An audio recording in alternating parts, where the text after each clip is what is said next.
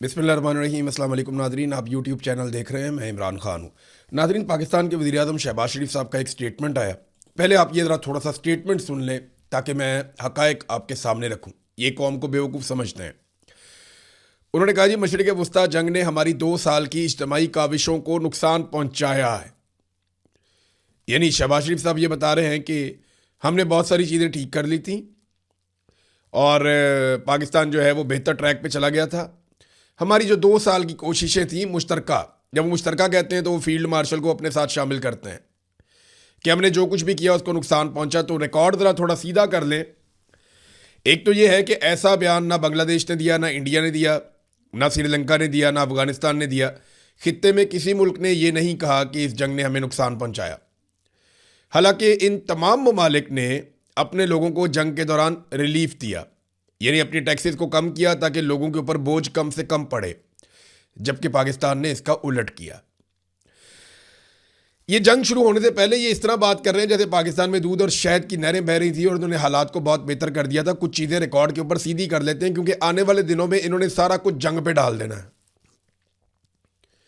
जब ये ज़बरदस्ती रिजीम चेंज ऑपरेशन करके इक़्तिदार में आए थे तो ये हर चीज़ इमरान खान पे डाल रहे थे। हालांकि आदादो शुमार ये बता रहे थे कि इमरान खान के दौर में हालात बहुत बेहतर थे। आज इनके अपने साथी, चाहे वो मिफ्ता इस्माइल हैं, चाहे वो मोहम्मद ज़ुबैर हैं, चाहे वो शाहिद खाकान अब्बासी हैं, वो गवाही देते हैं कि इमरान खान के दौर में हालात बहुत बेहतर थे। असल तबाही इन्होंने आने के बाद फेरी है। ये पहले इमरान खान पे डालते रहे, बाद में इनको 9 मई मिल गया। फिर इन्होंने अपनी हर परेशानी, अपनी हर बुराई, अपनी हर नाराज़गी और नकम्मापन 9 मई के पीछे छुपाना शुरू कर दिया। ये जो बुरा करते थे, जो तबाही फेरते थे, 9 मई के पीछे जाकर छुप जाते थे। और अब इन्हें छुपने के लिए खित्ते के अंदर एक छोटी सी जंग मिल गई है। छोटी जंग इसलिए कह रहा हूं कि ये ईरान और अमेरिका के बीच में ना, हमारा तो लेना देना ही कोई नहीं है इसमें। अब ये हर चीज़, हर तबाही को उसके पीछे छुपा रहे हैं, ऐसे जैसे बहुत बड़ा माशी नुकसान हो गया हो। दुनिया में किसी भी मुल्क ने इस जंग से इतना मुनाफा नहीं कमाया जितना पाकिस्तान की हुकूमत ने कमाया। दुनिया भर के ममालिक ने अपने लोगों को सब्सिडीज़ दी हैं। दुनिया भर के ममालिक ने अपने टैक्सेस को कम किया है। दुनिया भर के ममालिक ने अपने कौमी खजाने में बोझ डाला और लोगों को रिलीफ दिया है। जबकि पाकिस्तान इस जंग के दौरान दुनिया का वो वाहिद मुल्क है जिसने लोगों की जेबें काटी हैं। सबसे ज़्यादा पेट्रोलियम मसनूआत की कीमतें हमने बढ़ाई, सबसे ज़्यादा टैक्सेस हमने लगाए, बिजली और गैस की कीमतें हमने बढ़ाई। तो पाकिस्तान ने जो कुछ इस जंग के नाम पे किया और इस जंग के बहाने जो कुछ पाकिस्तानी अवाम के साथ किया, उसकी मिसाल पूरी दुनिया में किसी मुल्क में नहीं मिलती। तो इन्होंने तो जंग से मुनाफा कमाया। ये कैसे कह सकते हैं कि जंग ने तबाही फेर दी मईशत की?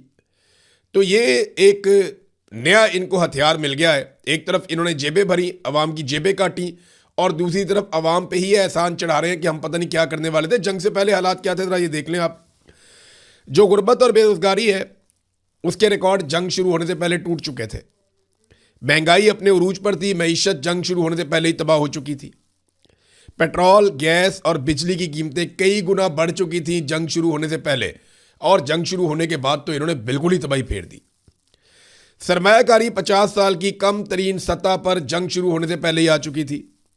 तरक्याती प्रोग्राम और जितने भी बड़े बड़े मंसूबे हैं पाकिस्तान में, वो जंग शुरू होने से पहले ही इन्होंने बंद कर दिए हुए थे। एक्सपोर्ट्स लगातार गिर रही थी और मालियाती खसारा पाकिस्तान का बढ़ रहा था। ये जंग शुरू होने से पहले की मैं आपको बातें बता रहा हूँ। तो जो इन्होंने पाकिस्तानियों के साथ किया वो ऐसा ये अब फील करवा रहे हैं जैसे ये 2 महीने पहले पाकिस्तान बिल्कुल ठीक था और ये जंग की वजह से पता नहीं कितनी तबाही हो गई। हालांकि जंग की वजह से इन्होंने पैसा इकट्ठा किया है, इन्होंने अवाम का खून निचोड़ा है जंग की वजह से, और जंग के बहाने इन्होंने लोगों की जेबों से वो माल निकलवाया है जो नॉर्मल हालात में ये निकलवाते तो लोग इनके गले पड़ जाते। इन्होंने जंग को भी अपने लिए कमाई का एक जरिया बनाया। अपोजिशन ने इसके ऊपर एक पोजीशन ली है। पहली मरतबा अपोजिशन जो है वो अपोजिशन वाला काम करने जा रही है। थोड़ा सा उन्हें अप्रिशिएट करना चाहिए। मोहम्मद ज़ुबैर और बाकी अपोजिशन के लोग सब बैठे थे, तो इन्होंने कहा कि मौजूदा हुकूमत को 4 साल मुकम्मल हो गए हैं और ये बहुत लंबा अरसा होता है। अली परवेज़ मलिक बार बार आते हैं और 70 साल की बात करते हैं कि जनाब फ़लानी नाकामी हो गई, फ़लानी नाकामी हो गई। ये अब नाकामियों का एतराफ़ करना शुरू हो गए हैं। इस हवाले से अपोजिशन एक वाइट पेपर जारी करने जा रही है जिसमें यह बताया जाएगा कि 10 शोबों में किस तरीके से तबाही आई पाकिस्तान में। इसमें एनर्जी का शोबा भी होगा, मईशत का होगा, रेमिटेंसेस का होगा, एक्सपोर्ट्स का होगा, जो जो शोबे हैं, किसानों का एक पूरा शोबा है ज़राअत का, वो है, उस पर बात करेंगे। इंडस्ट्री कैसे पाकिस्तान में तबाह हुई, इस पर बात करेंगे। फिर इस पे भी बात की जाएगी कि कैसे मल्टीनेशनल कंपनियां पाकिस्तान को छोड़ छोड़ कर चली गई। वो बैनुल अक़वामी कंपनियां जिस जिस मुल्क में होती हैं वहाँ पे क्रेडिबिलिटी बढ़ती है और लोग वहाँ पे सरमायाकारी करते हैं। लेकिन ये जो बैनुल अक़वामी कंपनियां हैं, ये सारी आपस में एक दूसरे के साथ इंटरलिंक्ड होती हैं, जुड़ी हुई होती हैं, इनके बड़े ताल्लुकात होते हैं और ये एक दूसरे को स्टडी करते रहते हैं। तो जब बड़ी बड़ी कंपनियां पाकिस्तान से भाग गई अपना सरमाया लेकर, तो बाकी कंपनियों को भी कान हो गया कि इस मुल्क के अंदर से सारे भाग रहे हैं, तो यहाँ पे सरमायाकारी नहीं करनी चाहिए। लिहाजा ये सारी चीज़ें, कुछ 10 चीज़ों के ऊपर, कैसे 10 शोबों को मौजूदा हुक्मरानों ने तबाह बर्बाद कर दिया, इसके ऊपर एक वाइट पेपर अपोजिशन जारी करने जा रही है। अच्छी बात है, कम से कम ये काम तो करना चाहिए। हुकूमत की जो हालत है ना, वो ये है कि यानी अभी मैं एक खबर पढ़ रहा था, ये जियो न्यूज़ के ऊपर खबर आई है, इस्लामाबाद हाई कोर्ट के 5 जजों का जो तबादला था, उसमें जनाब एक झटका लगा तबादला में दिलचस्पी रखने वाले हलकों को, और पीपल्स पार्टी के दबाव की वजह से 2 जजों का ट्रांसफ़र फिलहाल नहीं किया गया। अब अंदाज़ा करें कि पीपल्स पार्टी के दबाव की वजह से जो 5 जजेस निकालने थे इस्लामाबाद हाई कोर्ट से, पीपल्स पार्टी ने 2 रुकवा लिए। अब जजेस की ट्रांसफ़र पोस्टिंग भी ऐसे हो रही है जैसे एसएचओ की ट्रांसफ़र पोस्टिंग होती है। जैसे कोई पुलिस वाला ट्रांसफ़र पोस्टिंग हो गया, कोई छोटा मोटा ब्यूरोक्रेट, कोई सेक्शन ऑफिसर, यानी छोटे छोटे अस्पताल का एमएस है, वो ट्रांसफ़र हो गया। अब इस तरीके से जजों की ट्रांसफ़र पोस्टिंग हो रही है। जजों को ये सोचना चाहिए कि वो कहाँ पे आकर खड़े हो गए और क्या दुर्गत उनकी बना दी है मौजूदा निज़ाम ने आईनी तरामीम कर करके। और देखें, जजों को ये भुगतना चाहिए। उसकी वजह यह है कि जजों ने मौके पर इंसाफ नहीं किया, अब उनके साथ भी नाइंसाफ़ी हो रही है। यही जजेस अगर खड़े हो जाते हैं इलेक्शन में नाइंसाफ़ियों के ख़िलाफ़, यही जजेस अगर ट्रिब्यूनल्स में फ़ैसले देते, यही जजेस अगर जाली फॉर्म 47 को रद्द कर देते, तो ये आईनी तरामीम हो ही नहीं सकती। और अगर ये आईनी तरामीम ना होती तो आज जजेस इज्जत के साथ अपनी अपनी जगहों पर बैठे हुए इंसाफ की कोशिश कर सकते थे। लेकिन क्योंकि जजेस जो हैं उनमें बहुत बड़ी तादाद कंप्रोमाइज़ हो गई और उसके बाद अब नज़ला उन्हीं पे गिर रहा है। जिस जज को जब दिल करेगा, जहाँ से दिल करेगा उठाएंगे और जहाँ दिल करेगा फेंक देंगे, और पॉलिटिकल पार्टियों के मरहूने मिन्नत होंगे। अब अंदाज़ा करें ना, जिन 2 जजेस की ट्रांसफ़र रुकवाई है पाकिस्तान पीपल्स पार्टी ने, क्या वो 2 जजेस पाकिस्तान पीपल्स पार्टी के खिलाफ कभी कोई फैसला दे पाएंगे? जियो की खबर है ना कि अगर जजेस की ट्रांसफ़र पोस्टिंग एक पॉलिटिकल पार्टी रुकवा रही है और दूसरी करवा रही है, तो इन पॉलिटिकल पार्टीज के खिलाफ क्या कभी कोई जज जा पाएगा?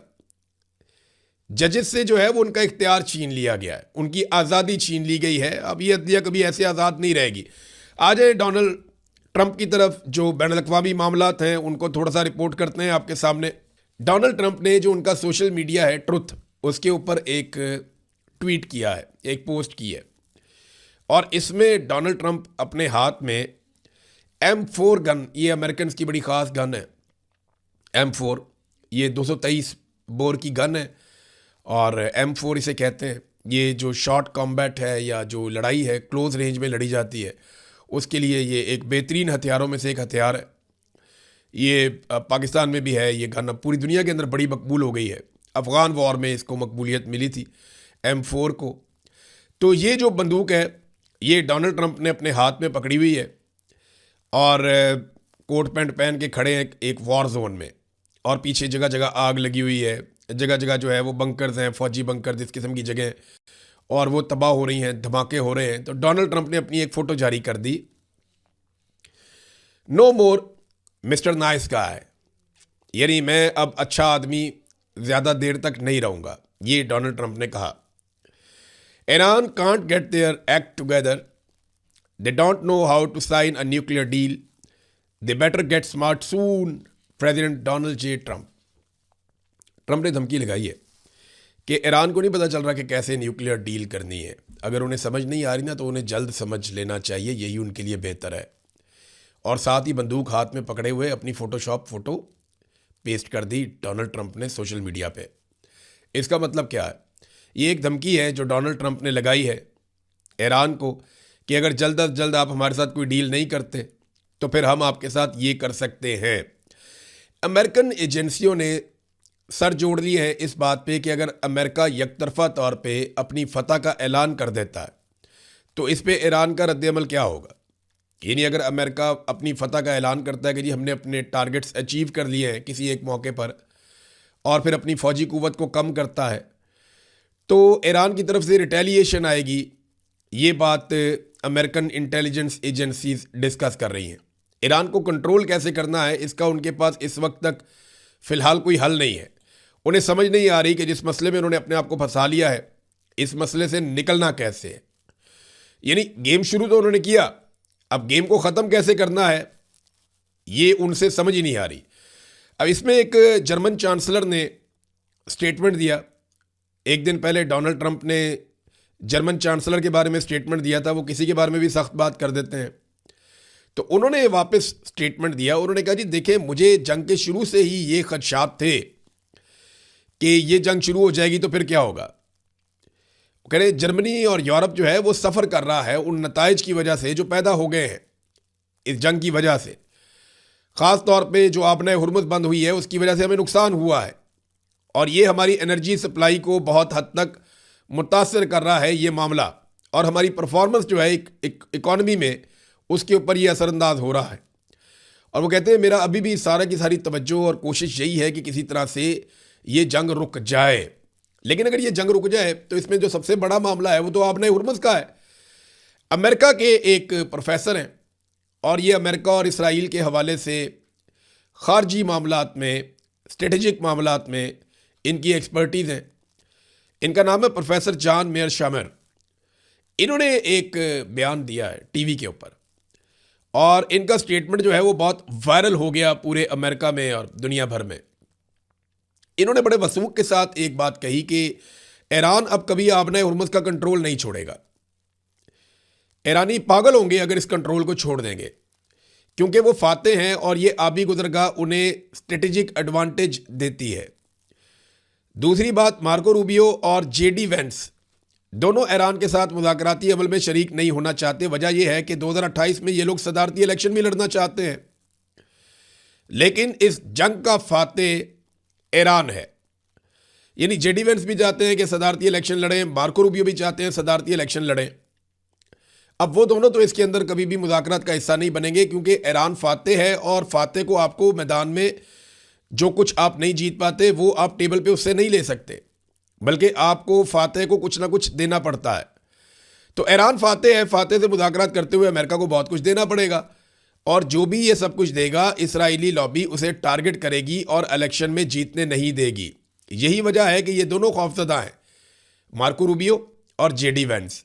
ये दोनों मुज़ाकरात के अंदर ईरान के साथ चीज़ें फाइनलाइज नहीं करना चाहते, क्योंकि जो भी फाइनलाइज करेगा वो बहुत कुछ छोड़ेगा। आगे मिड टर्म इलेक्शन आ रहा है, उसके अंदर आपको पता चल जाएगा कि कितना नुकसान होता है डोनाल्ड ट्रंप को इस लड़ाई को लड़ने के बाद। और एक जो उनका मामला चल रहा है एप्स्टीन फाइल्स का, वो भी कितना इम्पैक्ट डालता है ये आप आने वाले दिनों में देख लीजिएगा। नाज़रीन, डोनाल्ड ट्रंप आपको पता है ढीले मुंह के साथ कुछ भी कह देते हैं। तो डोनाल्ड ट्रंप ने बरतानवी बादशाह आए हुए हैं अमेरिका में। हालांकि बरतानिया के कुछ पार्लियामेंटेरियंस ने ये कहा था कि इनका दौरा रोका जाए, वरना डोनाल्ड ट्रंप बड़ी अजीब सी सिचुएशन क्रिएट कर देगा। तो ईरान के पास न्यूक्लियर हथियार नहीं होने चाहिए, ये बादशाह चार्ल्स भी ये समझते हैं। डोनाल्ड ट्रंप ने ये बात भी कही, लेकिन डोनाल्ड ट्रंप ने एक बड़ी अजीब बात की। डोनाल्ड ट्रंप ने कहा कि अगर अमेरिका ना होता तो यूरोपीय ममालिक जर्मन बोल रहे होते। यानी हमने यूरोपीय ममालिक की बड़ी मदद की है, अगर अमेरिका ना होता तो आज यूरोपीय ममालिक जर्मनी की ज़बान बोल रहे होते या जर्मन बोल रहे होते, वहाँ डच बोली जाती है। तो ये डोनाल्ड ट्रंप ने दावा किया कि जनाब हम ना होते तो आपकी वो हालत करते जर्मन उस दौर में कि आप सारे आज जर्मन बोल रहे होते। तो इसमें फिर शहजादा चार्ल्स, अब तो वो बादशाह हैं, तो बादशाह चार्ल्स जो है उन्होंने जो इसका जवाब दिया वो बड़ा कमाल जवाब है। बोलती बंद कर दी उन्होंने डोनाल्ड ट्रंप की। उन्होंने कहा जी मैं ये कहने की जसारत कर सकता हूँ कि अगर हम ना होते तो आप आज फ्रांसीसी बोल रहे होते, क्योंकि फ्रेंच भी इन पे चढ़े हुए थे और उस वक्त जो है वो बरतानिया उनके लिए एक ऑक्सीजन बन रहा था। तारीख़ है बड़ी ज़ालिम है, और इनको बादशाहों को ख़ास तौर पे तारीख़ का बहुत पता होता है। इनके पास वो तारीख़ भी होती है जो नॉर्मली आपको किताबों में नहीं पढ़ाई जाती। तो शहजादा चार्ल्स के जवाब पे वहाँ बड़े कहकहे लगे कि जनाब अगर हम जर्मन बोल रहे होते आप हमारी मदद ना करते, तो अगर हम आपकी मदद ना करते तो आज आप फ्रांसीसी बोल रहे होते, आपकी ये हालत होती। अच्छा, डोनाल्ड ट्रंप ने यह भी कहा कि मेरी वालदा को बहुत पसंद था, बहुत प्यारा लगता था शहजादा चार्ल्स, और वो कहती थी देखो कितना अच्छा है, वो मेरी वालदा का क्रश था। वह अमेरिकन सोसाइटी में ये चीज़ें बुरी नहीं बनाई जाती, लोग बड़ा इन्जॉय करते हैं इन बातों को। हमारे यहाँ थोड़ा सा लोग इसको अलग तरह देखते हैं, वहाँ पे और तरह देखते हैं। सोसाइटीज़ का अपना अपना फ़र्क होता है।